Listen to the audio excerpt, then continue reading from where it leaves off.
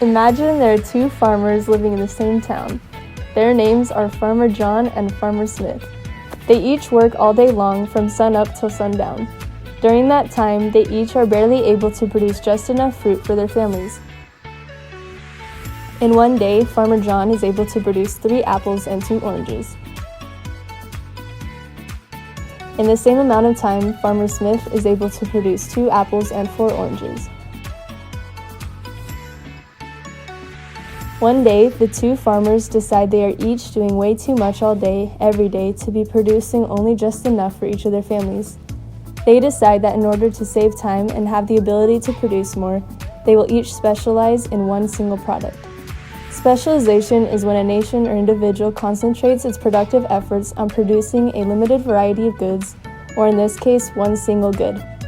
Since Farmer John has the comparative advantage in producing apples, meaning he has the ability to produce the good at a lower cost of producing the alternative, Farmer John will specialize in apples and Farmer Smith will specialize in oranges. After starting this new way of producing, Farmer John begins to be able to produce 8 apples, and Farmer Smith starts producing 10 oranges. The two farmers begin trading their products so they each can possess a variety of fruit like they did before. Due to their specialization and ability to produce more, each not only ends up with both fruits after trading like they had before, but now they each have more. Farmer John doesn't just have 3 apples and 2 oranges, now he has 4 apples and 5 oranges.